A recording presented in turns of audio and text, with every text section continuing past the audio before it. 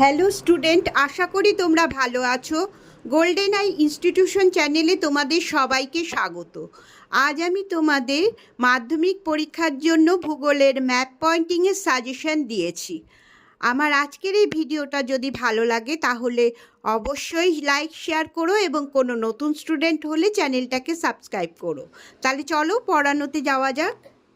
মাধ্যমিক 2025 ভূগোল সম্ভাব্য ম্যাপ পয়েন্টিং। স্টুডেন্টস, তোমাদের মাধ্যমিক পরীক্ষা প্রায় চলে এসেছে। এবার তোমরা ভূগোলের ম্যাপ পয়েন্টিংগুলো ভালো করে প্র্যাকটিস করো। এই ম্যাপ পয়েন্টিংয়ে তোমাদের গুরুত্বপূর্ণ 10 নম্বর থাকে। তোমরা যারা খুব ভালো মার্কস আশা করছো, 90+ মার্কস আশা করছো, তাদেরকে তো অবশ্যই এই বিষয়টার উপর জোর দিতে হবে। এখানে 10-এ 10 পাওয়াটা কোনো ব্যাপার না, যদি ঠিকমতো প্র্যাকটিস করা যায়। আর আমি ম্যাপে পরিষ্কার দেখানোর জন্য পেন ইউজ করেছি, কিন্তু তোমরা পেন ইউজ করবে না, পেন্সিল ইউজ করবে। দেখো, প্রথমে আমি দেখিয়ে দিচ্ছি আমি কি দিয়েছি এবারের জন্য। 1 নম্বরে দিয়েছি আরাবল্লী পর্বত, 2 ভারতের রাজধানী নতুন দিল্লি, 3 থর মরুভূমি বা এরকমও আসতে পারে একটি অল্প বৃষ্টিপাত যুক্ত অঞ্চল বা একটি মরুমৃত্তিকা অঞ্চল। 4-এ দিয়েছি শ্রীনগর, 5-এ দিয়েছি পশ্চিম ভারতের একটি মহানগর মুম্বাই দেবে, 6-এ খামবাত উপসাগর, 7-এ দক্ষিণ ভারতের একটি কফি উৎপাদক অঞ্চল বা রাজ্য, 8-এ দিয়েছি বছরে 2বার বৃষ্টিপাত যুক্ত অঞ্চল বা করমণ্ডল উপকূল বলেও দিতে পারে।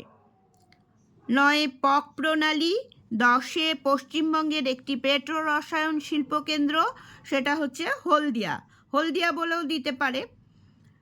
11 নম্বর কৃষ্ণ মৃত্তিকা অঞ্চল বা কার্পাস উৎপাদক অঞ্চল, 12-তে দিয়েছি লোকটাক হ্রদ, 13-তে দিয়েছি ভারতের দুর্গাপুর বলেও দিতে পারে, ভারতের রুর বলতে পারে, বা পশ্চিমবঙ্গের একটি লৌহ ইস্পাত শিল্পকেন্দ্র বললেও তোমরা দুর্গাপুরকে দেখাবে। 14 নম্বরে দিয়েছি প্রধান ম্যানগ্রোভ অরণ্য অঞ্চল সুন্দরবন, এই এলাকাটাই হবে লবণাক্ত মৃত্তিকা অঞ্চল। 15-তে একটি বৃষ্টির ছায়া অঞ্চল শিলং দিয়েছি আমি। 16 নম্বরে ভারতের করমুক্ত বন্দর কান্ডালা, 17-তে দিয়েছি ভারতের ম্যানচেস্টার আমেদাবাদ, 18-তে দিয়েছি ভারতের বৃহত্তম পেট্রো রসায়ন শিল্পকেন্দ্র জামনগর, 19 নম্বরে দিয়েছি কোলেরু হ্রদ, 20 কোঙ্কণ উপকূল, 21 ভারতের বৃহত্তম তথ্য প্রযুক্তি কেন্দ্র বা বেঙ্গালুরু বলেও দিতে পারে, 22 ভারতের ল্যাটেরাইট মৃত্তিকা অঞ্চল, এই করমণ্ডল উপকূলটা আগে দিয়েছি বলে এটা কেটে দিয়েছি। 24 নম্বর দিয়েছি কাবেরী নদী, 25-এ একটি ভারী ইঞ্জিনিয়ারিং শিল্প জামশেদপুর, 26 হচ্ছে গোদাবরী নদী, 27-এ দিয়েছি পূর্ব উপকূলের একটি কৃত্রিম পোতাশ্রয় যুক্ত বন্দর, এটা হবে চেন্নাই, 28-এ হচ্ছে নীলগিরি পর্বত, 29-এ তাপ্তি নদী, 30-এ উত্তর ভারতের একটি গম উৎপাদক অঞ্চল, পাঞ্জাব হরিয়ানা দেখাতে পারো অথবা উত্তরপ্রদেশ দেখাতে পারো, যেটা দেখাবে লিখে দিতে হবে। 31 নম্বর দক্ষিণ ভারতের একটি আন্তর্জাতিক বিমানবন্দর বেঙ্গালুরু বা চেন্নাই, যে কোনো একটা দিতে পারো। দেখো, চেন্নাইটা তো আগে একবার তোমরা এখানে লিখবে, শিখে নেবে, তাহলে এই উত্তরটাও চেন্নাইও দিতে পারো। আবার ভারতের সিলিকন ভ্যালি, এটা বেঙ্গালুরু, তাহলে তোমরা চেন্নাই বেঙ্গালুরু দুটোই আলাদাভাবেও শিখছো, আবার এটাতেও তোমরা ওটা ইউজ করতে পারবে, এটা যদি আসে। আর দিয়েছি হচ্ছে পূর্বঘাট পর্বতমালা। এবার 2024-এর প্রশ্নপত্র যাদের কাছে আছে তারা তো সেটা থেকেই দেখতে পাবে, আর যাদের নেই তারা দেখে নাও 2024 সালে কি ম্যাপ পয়েন্টিং এসেছিল, এগুলো বাদ দেবে। 1 নম্বর মেঘালয় মালভূমি, 2 নম্বর মালাবার উপকূল, 3 নম্বর নর্মদা নদী, 4 শীতকালীন মৌসুমি বৃষ্টিপাতযুক্ত অঞ্চল, 5 একটি লবণাক্ত মৃত্তিকা অঞ্চল, 6 ভারতের কেন্দ্রীয় বনভূমি গবেষণা কেন্দ্র, 7 পূর্ব ভারতের একটি চা উৎপাদক অঞ্চল, 8 উত্তর ভারতের বৃহত্তম মোটরগাড়ি নির্মাণ শিল্পকেন্দ্র, 9 পূর্ব উপকূলের একটি স্বাভাবিক বন্দর, 10 বেঙ্গালুরু। এবার ভারতের ম্যাপে তোমাদের দেখাতে আরম্ভ করি। 1 নম্বরে দিয়েছিলাম আরাবল্লী পর্বত। দেখো এখান দিয়ে আরাবল্লী পর্বত, এই চিহ্নটা তোমরা ইউজ করবে আরাবল্লী পর্বতে। তারপরে 2 যে ভারতের রাজধানী হিসাবে বলেও ছেড়ে দিতে পারে, আবার নতুন দিল্লিও বলতে পারে, তাহলে তোমরা এরকম জায়গা দিয়ে দিল্লি। তারপরে হচ্ছে থর মরুভূমি। দেখো থর মরুভূমি কিন্তু এইখান দিয়ে বর্ডার দিয়ে, এই জায়গাটা পুরোটাই থর মরুভূমি, তাহলে এটা থর মরুভূমি হিসাবেও আসতে পারে, বা আসতে পারে একটি অতি অল্প বৃষ্টিপাতযুক্ত অঞ্চল। তাহলে একটা তোমরা শিখে নিলে, দুটো উত্তর তোমরা দিতে পারবে, থর মরুভূমি হিসাবে আসলেও দিতে পারবে, আবার একটি অতি অল্প বৃষ্টিপাতযুক্ত অঞ্চল। আবার আরেকটা ম্যাপে আমি দেখিয়েছি, এটাকে আবার পুরোটাকে আবার মরুমৃত্তিকা অঞ্চলও বলা যাবে। আর মরুদ্যান আসলে শুধুমাত্র এইটুকু অঞ্চল মরুদ্যান, ঠিক আছে, মরুদ্যান। দেখো আগেও আমি বলেছি তোমাদের, ম্যাপে তোমরা কিন্তু পেন ইউজ করবে না। আমি এখানে তোমাদের সুবিধার জন্য, বুঝতে সুবিধার জন্য এখানে পেন ইউজ করে লিখেছি, এবং লিখবেও না। আমি একদম শেষে তোমাদের কিভাবে তোমরা নির্দেশিকা তৈরি করবে সেটা আমি দেখিয়ে দেবো তোমাদের। তারপরে দিয়েছি হচ্ছে পশ্চিম ভারতের একটা মহানগর বলেছে। তাহলে পশ্চিম ভারতের মহানগর বলতে মুম্বাই। দেখো চিহ্নগুলো কিন্তু আমি সব আলাদা আলাদা ইউজ করেছি, ঠিক আছে। তারপরে হচ্ছে খামবাত উপসাগর। দেখো এইটুকু এরিয়া হচ্ছে খামবাত উপসাগর, এই যে এই খাঁজটা, ঠিক আছে, আরব সাগরের একটা পোর্শন আর কি, এটাকে বলে খামবাত উপসাগর।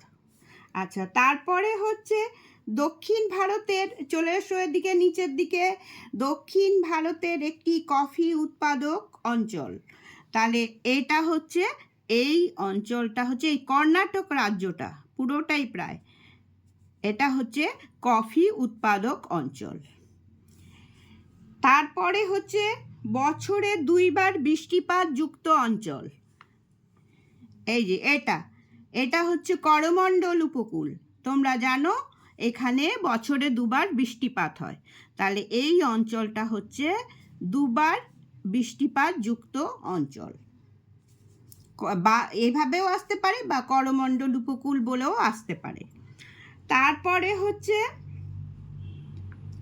পক প্রণালী। দেখো এই যে শ্রীলঙ্কা আর ভারতের এই মাঝখানটা, এইটাকে বলা হয় পক প্রণালী। তারপরে হচ্ছে দিয়েছি হচ্ছে পশ্চিমবঙ্গের একটি পেট্রো রসায়ন শিল্পকেন্দ্র, এইখানে হচ্ছে হলদিয়া, এখানে কলকাতা, এইখানে হলদিয়া, অনেকটা নিচে।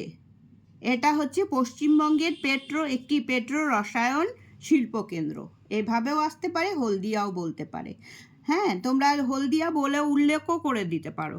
যদি পশ্চিমবঙ্গের পেট্রো রসায়ন শিল্পকেন্দ্র আসে তো এটা তো লিখবেই, তারপরে ব্র্যাকেটে হলদিয়া বলেও লিখে দিতে পারো। ম্যাপের ভেতরে না, কিন্তু আমি দেখিয়ে দেবো, নির্দেশিকাতে লিখবে।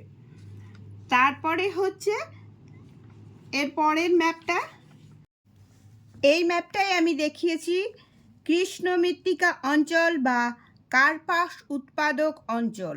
এ দেখো এই অঞ্চলটা অনেক বড় অঞ্চল এটা, হ্যাঁ, ভালো করে শিখবে, দেখবে এখানে এরকম লেগে গেছে, একটু মনে রাখার চেষ্টা করবে ভালো করে।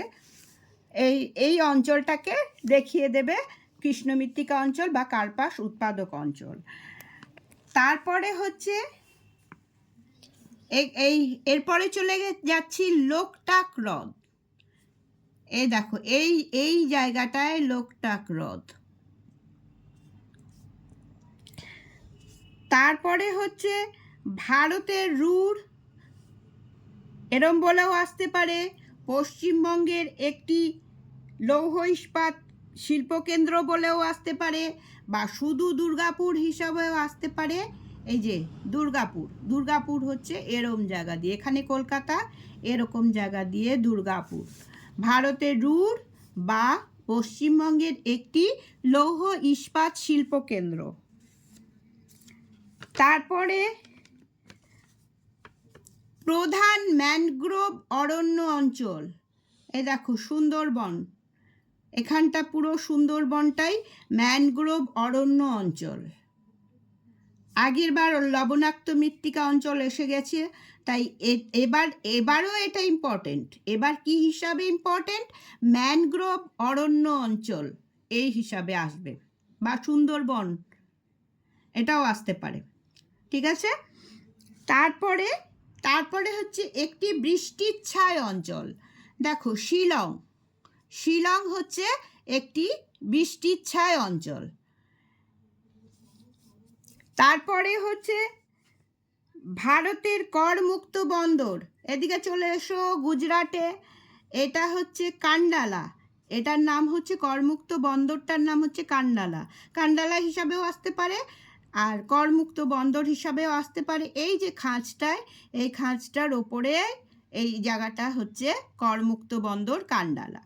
তারপরে হচ্ছে ভারতের ম্যানচেস্টার, ভারতের ম্যানচেস্টার কি? আমেদাবাদ। এই আমেদাবাদের অবস্থান হচ্ছে এই যে ইয়েটা, এটা এইগুলো মনে রাখবে। এখানে যে এই খাঁজটা ভেতরের দিকে ঢুকে গেছে খাম্বাত উপসাগরের, এই জায়গার উপরটাতে হচ্ছে আমেদাবাদ, এটা হচ্ছে ভারতের ম্যানচেস্টার। তারপরে হচ্ছে যেটা দিয়েছি এর পরের ম্যাপটাতে চলে যাচ্ছি, আর মরুদ্যানটা না এখানে আমি একবার দেখিয়ে দিয়েছি, ওটাই অনেক মানে ইয়ে মতো হয়ে গেছিলো, একটু ঝাপসা মতো হয়ে গেছিলো, তাই এখানে মরুদ্যানটা আবার দেখিয়ে দিলাম। এখানে দেখো ভারতের বৃহত্তম পেট্রো রসায়ন শিল্প কেন্দ্র, এটা হচ্ছে জামনগরে অবস্থিত, তাই এই জায়গাটা হচ্ছে জামনগর, ঠিক আছে, এটা জামনগর। তারপরে কোলেরু হ্রদ, এদিকে চলে এসো, গোদাবরী নদী, তার এই যে খাঁজটার এই জায়গাটায় হচ্ছে কোলেরু হ্রদ, এবারের জন্য খুব ইম্পর্টেন্ট। জামনগরটাও খুব ইম্পর্টেন্ট, কোলেরু হ্রদটাও খুব ইম্পর্টেন্ট। তারপরে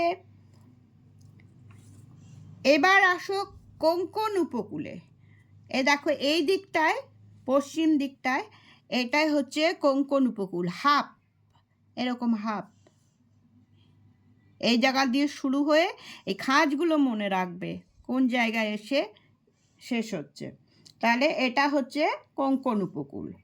তারপরে হচ্ছে ভারতের বৃহত্তম তথ্য প্রযুক্তি কেন্দ্র বেঙ্গালুরু, দেখো এই যে স্টার মার্ক মতো দিয়েছি আমি, এটা হচ্ছে বেঙ্গালুরু।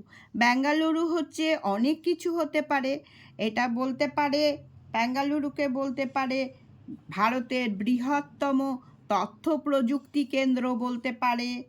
তারপরে এখানটা বোধহয় লেখা হয়নি, অনেক কিছু লিখতে পারে বেঙ্গালুরুকে, ভারতের সিলিকন ভ্যালি বলতে পারে, দক্ষিণ ভারতের একটি আন্তর্জাতিক বিমানবন্দর বললেও তোমরা বেঙ্গালুরুকে দেখাতে পারবে।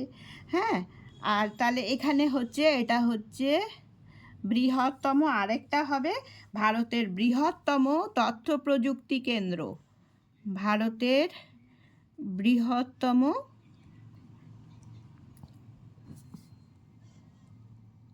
তথ্য প্রযুক্তি কেন্দ্র, ঠিক আছে। তাহলে বেঙ্গালুরুটা এবারের জন্য প্রচণ্ড ইম্পর্টেন্ট। তারপরে আসছে হচ্ছে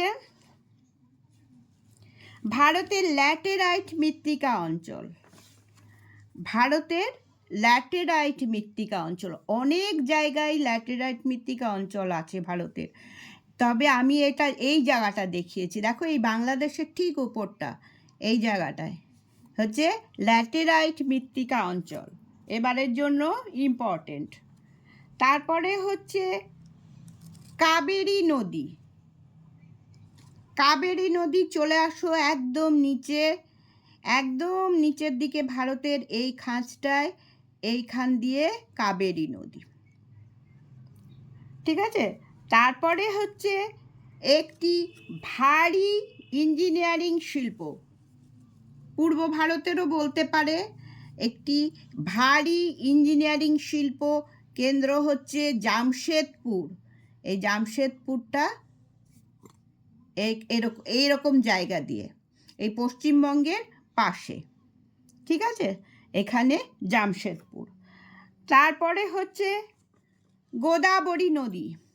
এ দেখো গোদাবরী নদী হচ্ছে এই খাঁজটা দিয়ে, গোদাবরীর একটু গতিপথটা দেখাতে হবে তোমাদের।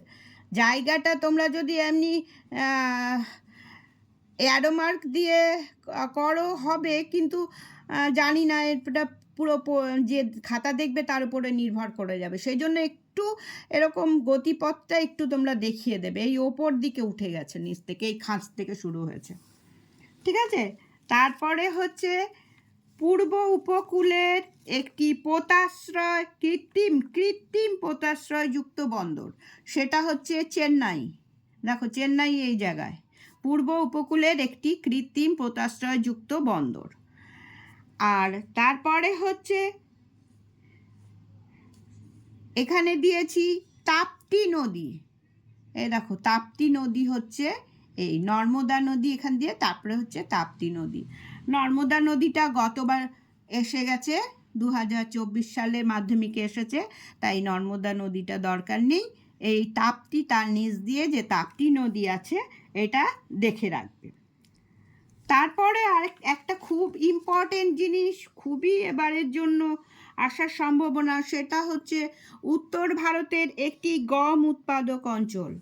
দেখো উত্তর ভারতের একটি গম উৎপাদক অঞ্চল, আমি পাঞ্জাব হরিয়ানাটুকু দাগ দিয়েছি, আবার উত্তরপ্রদেশও হতে পারে, এই অঞ্চলটাও হতে পারে। এটা যেহেতু আমি দেখাবো না, সেজন্য তোমাদের বোঝার জন্য একটু দিয়েছি। কেউ যদি এইটুকু অংশ দেয়, উত্তরপ্রদেশের এইটুকু অংশ দেয়, তাহলে হবে। আমি দিয়েছি পাঞ্জাব হরিয়ানার অংশটুকু, তাহলে এটা উত্তর ভারতের একটি গম উৎপাদক অঞ্চল। তারপরে হচ্ছে দক্ষিণ ভারতের একটি আন্তর্জাতিক বিমানবন্দর। দেখো দক্ষিণ ভারতের একটি আন্তর্জাতিক বিমানবন্দর তোমরা বেঙ্গালুরুও শিখেছো আগে, এটা শিখে নেবে, আর হচ্ছে চেন্নাইও শিখে নেবে। তাহলে এই দুটোর যে কোনো একটা বেঙ্গালুরু দিয়ে দিতে পারো বা চেন্নাইও দিয়ে দিতে পারো। তারপরে হচ্ছে ভারতের সিলিকন ভ্যালি তো আমি লিখে দিয়েছি এখানে, এটাও বেঙ্গালুরু। এবার তারপরের ম্যাপটায় গিয়ে আমি দেখাচ্ছি আরও কিছু। এই ম্যাপটায় দেখো আমি নীলগিরি পর্বতটা একটু দেখিয়ে দিচ্ছি। এই জায়গা দিয়ে নীলগিরি পর্বত, এরম পর্বতের মতো সাইন দেবে, চিহ্ন দেবে, নীলগিরি পর্বত, এটাও এবারের জন্য খুব ইম্পর্টেন্ট। এবারে দেখো এই ম্যাপটাতে যেটা দিয়েছি সেটা হচ্ছে মরুমৃত্তিকা অঞ্চল, এই পুরো এই জায়গাটা জুড়ে মরুমৃত্তিকা অঞ্চল। এটা আবার মুম্বাইতে দিয়েছি কেন, এবার এক জায়গায় আমি দেখলাম টেস্ট পেপারে ভারতের প্রবেশদ্বার এসছে, তাহলে ভারতের প্রবেশদ্বারও হচ্ছে মুম্বাই। এটা কোলেরু হ্রদটা আমি ভালো করে দেখিয়ে দিয়েছি এই ম্যাপটায়। আচ্ছা কলকাতাটা দেখানো হয়নি, কলকাতাটা মানে এবার এই ম্যাপটায় দেখিয়ে দিলাম। এই যে বড় খাঁজটা না, তার ঠিক ওপরে কলকাতা। এই যে পূর্ব ভারতের বৃহত্তম বন্দর বললে কলকাতার নাম লিখবে, এটা পয়েন্ট করবে আর কি। এবার হচ্ছে এবারের জন্য দেখো এটা একটু নতুন দিয়েছি, সেটা হচ্ছে মিলেট শস্য উৎপাদক অঞ্চল, এই অঞ্চলটা, ঠিক আছে, মিলেট শস্য উৎপাদক অঞ্চল। আর এটা হচ্ছে পূর্বঘাট পর্বতমালা, এই দেখো এখান থেকে শুরু হয়েছে, শুরু হয়ে এই অবধি, প্রায় এই অবধি গেছে। মাঝখানে একটু খাঁজ থাকে, এই এরকম খাঁজ থাকে আর কি। দুটো পুরোটাই পূর্বঘাট পর্বতমালা, এরকম করে দুটো তীর চিহ্ন আর কি দিয়ে দেখিয়ে দিলাম, এই পূর্বঘাট পর্বতমালা। তাহলে এবারে এগুলো ইম্পর্টেন্ট। এবার আমি দেখাবো তোমরা কিভাবে লিখবে, নির্দেশিকাটা দেখাবো। আমি 1 নম্বরে দিয়েছিলাম আরাবল্লী পর্বত। তাহলে তোমরা এভাবে কিভাবে লিখবে, এখানে পর্বতের চিহ্নটা দেবে, কিন্তু এর নামটা লিখবে না। নামটা না লিখে তার বদলে ধরো 6 নম্বর প্রশ্নে, 6 নম্বরে দাগ নম্বর 6-এ এই প্রশ্নগুলো আসে ম্যাপ পয়েন্টিংয়ের। তো প্রথমটা যদি আরাবল্লী পর্বত হয় তাহলে এর নম্বরটা হবে কত? 6.1। মানে এই চিহ্নটা আরাবল্লী পর্বতের চিহ্নটা দেবে আর এই নম্বরটা দেবে, দাগ নম্বরটা দেবে। আরাবল্লী পর্বত লিখবে না এখানে। কোথায় লিখবে গিয়ে? এখানে প্রতীকে কি লিখবে? প্রতীকে পর্বতের, যেমন তোমরা পর্বতের চিহ্নটা দিয়েছো, এই পর্বতের চিহ্নটা দেবে, ঠিক আছে? পর্বতের চিহ্নটা যেমন দিয়েছো। দাগ নম্বর লিখবে 6.1। নাম লিখবে, নামের জায়গায় লিখবে আরাবল্লী পর্বত।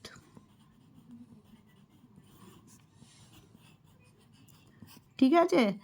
এর সেমভাবে এই যে 2 নম্বরে আমি দিয়েছিলাম, এখানে চলে আসি ম্যাপে। 2 নম্বরে আমি দিয়েছিলাম ভারতের রাজধানী নতুন দিল্লি।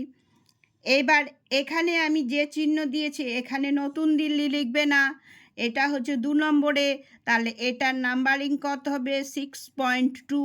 শুধু এই চিহ্নটা দেবে আর 6.2 লিখবে, নতুন দিল্লি লিখবে না। এখানে লিখবে কোথায়? এই নামে গিয়ে লিখবে। এখানে চিহ্নটা দেবে যেরকম চিহ্ন তোমরা দিয়েছো ম্যাপ পয়েন্টিং, সেরকম চিহ্ন দেবে। দাগ নম্বর দেবে 6.2 আর এখানে লিখবে ভারতের রাজধানী আসলে লিখবে ভারতের রাজধানী।